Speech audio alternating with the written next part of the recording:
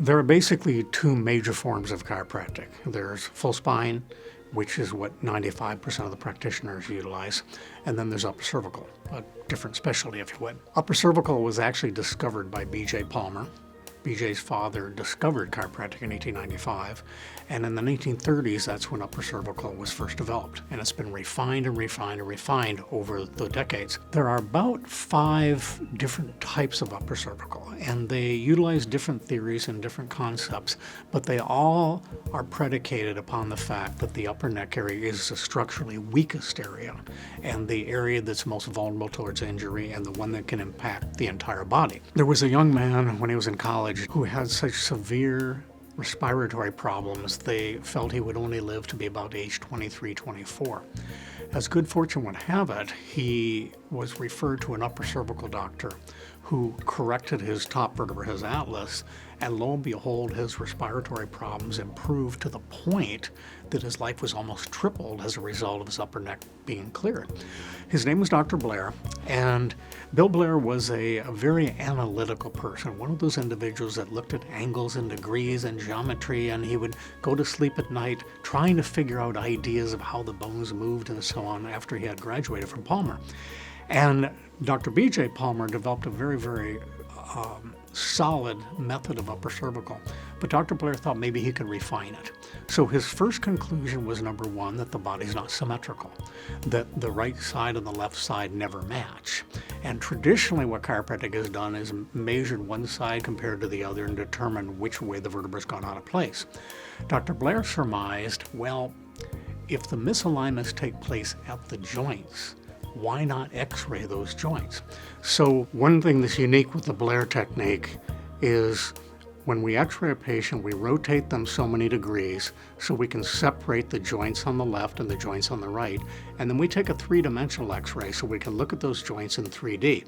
Those are called Blair views. And we use those angles when we need to come in to make the correction to move the segment from point A to point B.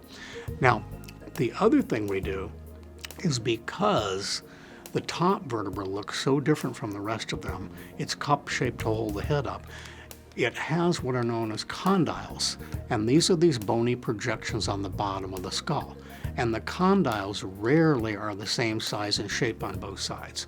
Sometimes it'll be very steep on one side, very shallow on the other side. Sometimes they'll go directly forward, sometimes they'll go more sideways. But these particular joints here will dictate the way the bone goes out of alignment, and then we custom tailor an adjustment so we can vector a force or an angle to drive the segment back into its normal position. We don't have to use a lot of force to do this. Because we have all the angles, we can actually get directly behind the vertebra and frequently use maybe like 5 pounds of pressure, which is what it takes to crush a grape or cherry tomato. And that's all it really takes to move that segment back in place. And in fact, if the headpiece that the patient's head is sitting on didn't drop a 1/4 inch and make a little bit of a noise, the person wouldn't even really know you did anything, okay? But the reason that the headpiece needs to drop is it goes down and it goes forward. And as it goes forward, what it does is it opens up that joint just enough to allow it to glide into position. Once the correction is made, you have to understand that the head is now sitting differently on the neck than it was previously. So we need to get the patient to lie down. We always have them lie down after a correction because that takes the weight of the head off there and it allows those muscles and ligaments to start to repair and mend. Now, another thing to think about, based upon how somebody was injured, if I was rear-ended and this is how I was injured, I can't walk around like this. So what my body's going to do is to level out my head and create these compensatory misalignments. So what happens is when this person gets a precise correction, of course the body doesn't need all these compensations, so it starts to untwist and unlock it. But think about this for a moment. Where's the damage? It's right here where that bone was knocked out of place. So oddly enough, I could go out and head a soccer ball and not go out of alignment. I could lift a bale of hay and not go out of alignment. and then I go to shave, and I bend my head exactly how I was hit in that accident, and it goes right back out of alignment. So one of the things we try to do, number one, is ergonomically try to get the patient to avoid moving the body in the wrong directions while the tissue heals, okay?